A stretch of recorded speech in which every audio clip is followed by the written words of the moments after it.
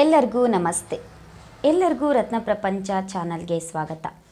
ಯಾರೆಲ್ಲ ನಮ್ಮ ಚಾನಲ್ನ ಹೊಸದಾಗಿ ವೀಕ್ಷಣೆಯನ್ನು ಮಾಡ್ತಾ ಇದ್ದೀರೋ ದಯವಿಟ್ಟು ನಮ್ಮ ಚಾನಲನ್ನು ಸಬ್ಸ್ಕ್ರೈಬ್ ಮಾಡಿ ವೀಕ್ಷಣೆ ಮಾಡಿ ಅಂತ ವಿನಂತಿಯನ್ನು ಮಾಡ್ಕೋತಾ ಇದ್ದೀನಿ. ದಯವಿಟ್ಟು ಎಲ್ಲರೂ ಕೂಡ ಸಬ್ಸ್ಕ್ರೈಬ್ ಆಗಿ, ಜೊತೆಗೆ ಈ ವಿಡಿಯೋವನ್ನು ಪೂರ್ತಿಯಾಗಿ ನೋಡಿ. ಅಷ್ಟಲ್ಲದೆ ಈ ಒಂದು ವಿಡಿಯೋ ನಿಮಗೆ ಇಷ್ಟ ಆಯಿತು ಅಂದರೆ, ಯೂಸ್ಫುಲ್ ಮಾಹಿತಿ ಅನ್ನಿಸ್ತಂದರೆ ದಯವಿಟ್ಟು ನೀವು ಲೈಕ್ ಮಾಡಿ ಅಂತ ವಿನಂತಿಯನ್ನು ಮಾಡ್ಕೋತಾ ಇದ್ದೀನಿ.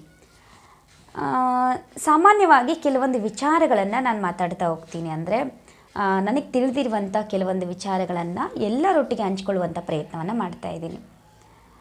ಇವತ್ತೊಂದು ಕಥೆಯನ್ನು, ಅಂದರೆ ಒಂದು ಚಿಕ್ಕ ಕಥೆಯನ್ನು ಹೇಳ್ತೀನಿ. ಏನಂದರೆ, ಒಬ್ಬ ಬ್ರಾಹ್ಮಣ ಇರ್ತಾನೆ. ಆ ಬ್ರಾಹ್ಮಣ ಏನು ಮಾಡ್ತಾನೆ, ನಿಮಗೆಲ್ಲ ಗೊತ್ತಿದೆ, ಆಕಳವನ್ನು ಸಾಕಿರ್ತಾನೆ. ಅದು ಒಂದು ಕರು ಹಾಕುತ್ತೆ.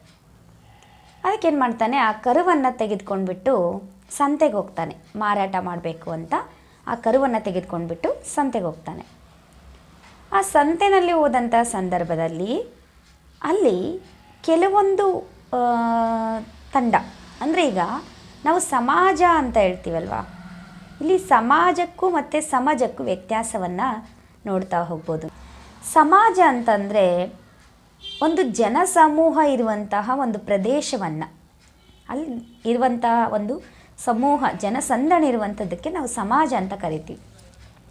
ಇನ್ನು ಸಮಾಜ ಅಂತಂದರೆ ಮೂರ್ಖರ ಗುಂಪಿಗೆ ನಾವು ಸಮಾಜ ಅಂತ ಕರಿತೀವಿ.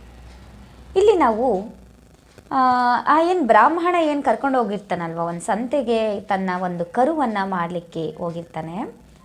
ಆ ಸಂದರ್ಭದಲ್ಲಿ ಅಲ್ಲಿ ಒಂದು ಸಮಾಜ, ಅಂದರೆ ಮೂರ್ಖರ ಗುಂಪಿರುತ್ತೆ. ಆ ಮೂರ್ಖರ ಗುಂಪು ಏನು ಮಾಡ್ತಾರೆ, ಒಂದು ಯೋಚನೆ ಮಾಡ್ತಾರೆ, ಈ ಬ್ರಾಹ್ಮಣ ಹಸುವನ್ನು, ಅಂದರೆ ಹಸುವಿನ ಒಂದು ಆಕಳ ಒಂದು ಕರುವನ್ನು ಮಾರಾಟ ಮಾಡೋಕ್ಕೆ ಬಂದಿದ್ದಾನೆ. ಹೇಗಾದರೂ ಮಾಡಿ ನಾವೇನು ಮಾಡೋಣ, ಅವನನ್ನು ಈ ಒಂದು ಕರುವನ್ನು ಬಿಟ್ಟು ಹೋಗುವಂಥ ನಿಟ್ಟಿನಲ್ಲಿ, ಅಂದರೆ ಕಡಿಮೆ ಬೆಲೆಯಲ್ಲಿ ಕೊಟ್ಟೋಗ್ಬಿಡ್ಬೇಕು ಅವನು, ಆ ರೀತಿ ಅವನನ್ನು ಮಾಡಬೇಕು ಅಂತೇಳ್ಬಿಟ್ಟು ಯೋಚನೆ ಮಾಡ್ತಾರೆ.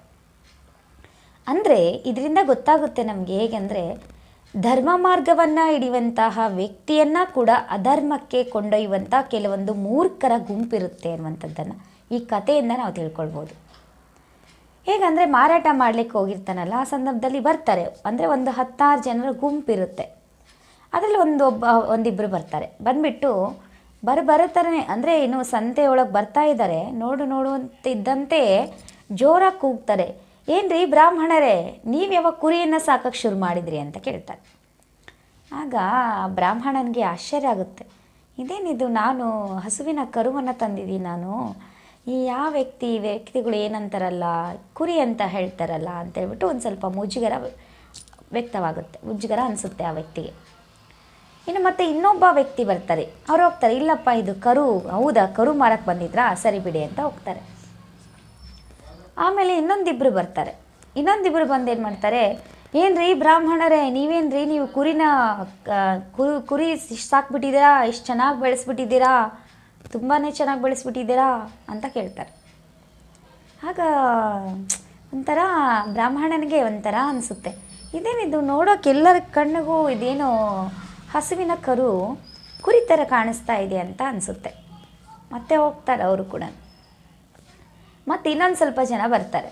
ಬಂದುಬಿಟ್ಟು ಅಂತಾರೆ, ಏನ್ರಿ ಬ್ರಾಹ್ಮಣರೇ, ಕುರಿ ಎಷ್ಟು ಕೊಡ್ತೀರಾ ಅಂತ ಕೇಳ್ತಾರೆ. ಆಗ ಅವರಿಗೆ ಬ್ರಾಹ್ಮಣನಿಗೆ ತುಂಬ ಒಂಥರ ಯೋಚನೆ ಆಗುತ್ತೆ, ಇದೇನಿದು, ನೋಡೋಕ್ಕೆಲ್ಲರಿಗೂ ಇದು ನಾನು ತಂದಿರುವಂಥದ್ದು ಕರುವನ್ನು ಎಲ್ಲರೂ ಕೂಡ ಕುರಿ ಅಂತ ಕೇಳ್ತಾ ಇದ್ದಾರಲ್ಲ, ಏನಾಗಿದೆ ಇವರಿಗೆಲ್ಲ ಅಂತ ಯೋಚನೆ ಮಾಡ್ತಾರೆ. ಸರಿ ಬಿಡಿ, ಇಲ್ಲಪ್ಪ ಇದು ಕುರಿ ಅಲ್ಲಪ್ಪ, ಇದು ಹಸುವಿನ ಕರು ಅಂತ ಹೇಳ್ತಾರೆ. ಅವರು ಹೋಗ್ತಾರೆ. ಮತ್ತೆ ಇನ್ನೊಂದು ಸ್ವಲ್ಪ ಜನ ಬರ್ತಾರೆ. ಮತ್ತೆ ಇನ್ನೊಂದಿಬ್ಬರು ಇದ್ರಲ್ವಾ, ಅವ್ರು ಬರ್ತಾರೆ. ಮತ್ತೆ ಬಂದುಬಿಟ್ಟು ಕೇಳ್ತಾರೆ, ಏನ್ರಿ ಬ್ರಾಹ್ಮಣರೇ, ಕುರಿ ಇನ್ನೂ ಖರ್ಚಾಗಿಲ್ವಾ, ಇನ್ನೂ ತೊಗೊಳ್ಳಿಲ್ವಾ ಯಾರು, ಎಷ್ಟು ಕೊಡ್ತೀರಾ ಹೇಳಿ, ನಾವೇ ತೊಗೊಂಡೋಗ್ಬಿಡ್ತೀವಿ ಅಂತ ಹೇಳ್ತಾರೆ. ಆಗ ಬ್ರಾಹ್ಮಣನಿಗೆ ಒಂಥರ ಮುಜುಗರ ಅನಿಸುತ್ತೆ. ಆಮೇಲೆ ಇಲ್ಲಪ್ಪ ಇದು ಕರು ಅಂತ ಹೇಳ್ತಾರೆ. ಆಮೇಲೆ ಅವರು ಎಲ್ಲ ಹೋದ್ಮೇಲೆ ಆ ಬ್ರಾಹ್ಮಣನಿಗೆ ಅನಿಸುತ್ತೆ, ಯಾರು ತೊಗೊಳ್ಳೋದಿಲ್ಲ ಆ ಕರುವನ್ನು.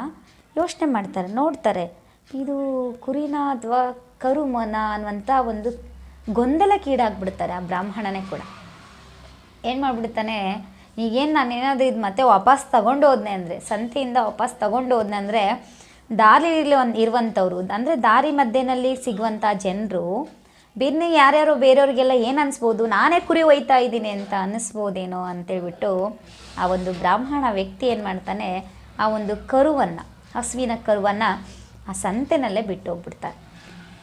ಆಗ ಈ ಒಂದು ಮೂರ್ಖರ ಗುಂಪಿತ್ತಲ್ವ, ಅವರೆಲ್ಲರೂ ಬಂದರು ಆ ಕರುವನ್ನು ತೆಗೆದುಕೊಂಡು ಹೋಗ್ತಾರೆ. ಅಂದರೆ ಅಲ್ಲಿ ಒಬ್ಬ ಧರ್ಮದಿಂದ, ಅಂದರೆ ಅಲ್ಲದ್ದನ್ನೂ ಕೂಡ ಹೌದು ಎನ್ನುವಂತಹ ಭ್ರಮೆಯಲ್ಲಿ ಸೃಷ್ಟಿಯಾಗುವಂತಹ, ಅಂದರೆ ಭ್ರಮೆಗೆ ಒಳಪಡಿಸುವಂತಹ ಜನರು ಕೂಡ ಇದ್ದಾರೆ. ಪಾಪ ಬ್ರಾಹ್ಮಣ ಅಂದ್ಕೊಂಡಿರಲಿಲ್ಲ ನಾನು ಕುರಿಯನ್ನು ತಗೊಂಡೋಗ್ತಿದ್ದೀನಿ ಸಂತೆಗೆ ಮಾರಲಿಕ್ಕೆ ಅಂತ. ಮನೆಯಿಂದ ಬರ್ತಾ ಏನು ಅಂದ್ಕೊಂಡಿದ್ದ, ಹಸುವಿನ ಕರುವನ್ನು ಮಾರಲಿಕ್ಕೆ ಹೋಗ್ತಿದ್ದೀನಿ ಅಂತ ಅಂದ್ಕೊಂಡಿದ್ರು ಅವರು.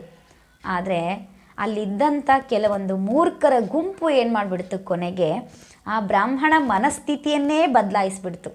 ಇನ್ನೇನು ನಾನು ಇದನ್ನು ತೆಗೆದುಕೊಂಡು ಹೋಗ್ಬಿಟ್ರೆ ಮನೆಗೆ ಜನರೆಲ್ಲರೂ ಏನು ಅನ್ಕೋತಾರೆ, ಅಯ್ಯೋ ಕುರಿ ಮರಿಯನ್ನು ತೆಗೆದುಕೊಂಡು ಹೋಗ್ತಿದ್ದಾರೆ ಅಂತ ಭಾವಿಸ್ತಾರೆ ಅಂತೇಳ್ಬಿಟ್ಟು ಏನು ಮಾಡ್ತಾನೆ, ಆ ಕರುವನ್ನು ಅಲ್ಲೇ ಬಿಟ್ಟೋಗ್ತಾರೆ.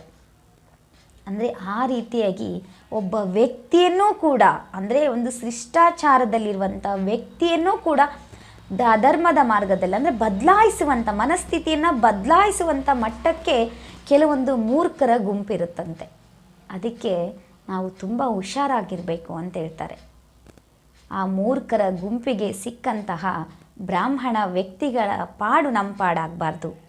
ನಾವು ಪರಿಶೀಲಿಸಿ ನೋಡಬೇಕಾಗುತ್ತೆ, ಯಾರು ಮೂರ್ಖರು, ಯಾರು ನಮ್ಮ ಒಳಿತನ್ನು ಬಯಸ್ತಾ ಇದ್ದಾರೆ, ಯಾಕೆ ಹೀಗೆ ಮಾಡ್ತಾ ಇದ್ದಾರೆ ಅನ್ನೋಂಥದ್ದನ್ನು ನಾವು ಸೂಕ್ಷ್ಮವಾಗಿ ಗಮನಿಸಿ ಆ ಮೂರ್ಖರ ಗುಂಪನ್ನು ಸಮಾಜವನ್ನಾಗಿ ಮಾಡುವಂಥ ಪ್ರಯತ್ನವನ್ನು ನಾವು ಮಾಡಬೇಕಾಗುತ್ತೆ. ನಾನು ಮೊದಲೇ ಹೇಳಿದಾಗೆ ಸಮಾಜಕ್ಕೂ ಮತ್ತು ಸಮಾಜಕ್ಕೂ ವ್ಯತ್ಯಾಸವನ್ನು ನಾವು ಕಾಣ್ಬೋದು. ಸಮಾಜ ಅಂದರೆ ಜನರಿರುವಂತಹ ಗುಂಪಿಗೆ ನಾವು ಸಮಾಜ ಅಂತ ಕರೆದ್ರೆ, ಮೂರ್ಖರು ಇರುವಂಥ ಗುಂಪಿಗೆ ನಾವು ಸಮಾಜ ಅಂತ ಕರಿತೀವಿ. ಹಾಗಾಗಿ ದಯವಿಟ್ಟು ಎಲ್ಲರೂ ಕೂಡ ನಾವೇನು ಮಾಡಬೇಕಾಗಿದೆ, ಸಮಾಜದಲ್ಲಿರುವಂತಹ ಮೂರ್ಖರನ್ನು, ಅಂದರೆ ಮೂರ್ಖರ ಗುಂಪನ್ನು ಸಮಾಜಕ್ಕೆ ಕಂಡುಕೊಳ್ಳುವಂಥ, ಅಂದರೆ ಸಮಾಜಕ್ಕೆ ಅವರನ್ನು ತೆಗೆದುಕೊಂಡು ಬರುವಂಥ ಪ್ರಯತ್ನವನ್ನು ನಿಮ್ಮೆಲ್ಲರಿಂದ ಆಗಬೇಕು. ಅದು ಹೇಗೆ ಸಾಧ್ಯ ಅಂದರೆ, ನಮ್ಮ ಒಂದು ವಿಚಾರಗಳನ್ನು ಅವರಿಗೆ ಹೇಳಿಕೊಂಡಾಗ. ಮೂರ್ಖರನ್ನು ಕೆಲವೊಂದು ಸರಿ ಬದಲಾಯಿಸೋಕ್ಕಾಗೋದಿಲ್ಲ ನಿಜ, ಆದರೆ ಕೆಲವೊಂದು ವಿಚಾರಗಳನ್ನು ಹೇಳುವುದರ ಮೂಲಕ, ಕೆಲವೊಂದು ಮಾಹಿತಿಯನ್ನು ಹಂಚ್ಕೊಳ್ಳುವುದರ ಮೂಲಕ ಸ್ವಲ್ಪನಾದರೂ ಬದಲಾಯಿಸಬಹುದಂತೆ. ಕೊನೆ ಪಕ್ಷ ಅವರನ್ನು ಬದಲಾಯಿಸದೆ ಹೋದರೂ ಕೂಡ ನೀವು ಮೂರ್ಖರಿದ್ದೀರಾ ಎನ್ನುವಂಥದ್ದನ್ನು ಅವ್ರ ಮನಸ್ಥಿತಿಗೆ ಒಂದು ತಂದುಕೊಡುವಂಥ ಪ್ರಯತ್ನವಾದರೂ ನಾವು ಮಾಡ್ಬೋದಲ್ವಾ. ಹಾಗಾಗಿ ಅಂತಹ ಒಂದು ಮೂರ್ಖರನ್ನು ಗುರುತಿಸಿಬಿಟ್ಟು ನಾವು ಮೂರ್ಖರಾಗೋದಲ್ಲ, ನಾವು ಸಮಾಜದಲ್ಲಿ ಬದುಕುವಂತಾಗಬೇಕು. ಹಾಗಾಗಿ ಈ ಒಂದು ಚಿಕ್ಕ ಕಥೆಯನ್ನು ಹೇಳಬೇಕು ಅಂತ ಅನ್ನಿಸ್ತು, ಹಾಗಾಗಿ ಹೇಳಿದ್ದೀನಿ. ದಯವಿಟ್ಟು ಈ ಕತೆ ನಿಮಗೆ ಇಷ್ಟ ಆಗಿದ್ದರೆ ದಯವಿಟ್ಟು ಲೈಕ್ ಮಾಡಿ. ಜೊತೆಗೆ ಯಾರೆಲ್ಲ ನಮ್ಮ ಚಾನಲ್ನ ವೀಕ್ಷಣೆ ಮಾಡ್ತಾ ಇದ್ದೀರೋ ದಯವಿಟ್ಟು ಸಬ್ಸ್ಕ್ರೈಬ್ ಆಗಿ ವೀಕ್ಷಣೆ ಮಾಡಿ ಅಂತ ಹೇಳ್ತಾ, ಈ ವಿಡಿಯೋ ಇಷ್ಟ ಆದರೆ ದಯವಿಟ್ಟು ಲೈಕ್ ಮಾಡಿ. ನಾನು ಹಾಕುವಂತಹ ಎಲ್ಲ ವಿಡಿಯೋಗಳ ನೋಟಿಫಿಕೇಷನ್ ನಿಮಗೆ ತಲುಪಬೇಕಂದ್ರೆ ಬೆಲ್ ಬಟನ್ ಮೇಲೆ ಕ್ಲಿಕ್ ಮಾಡಿ. ನಾನು ಹಾಕುವಂತಹ ಎಲ್ಲ ವಿಡಿಯೋಗಳ ನೋಟಿಫಿಕೇಷನ್ ನಿಮಗೆ ಸಿಗುತ್ತೆ. ಧನ್ಯವಾದಗಳು. ಮತ್ತೊಂದು ಹೊಸ ವಿಚಾರದೊಂದಿಗೆ ಭೇಟಿಯಾಗೋಣ.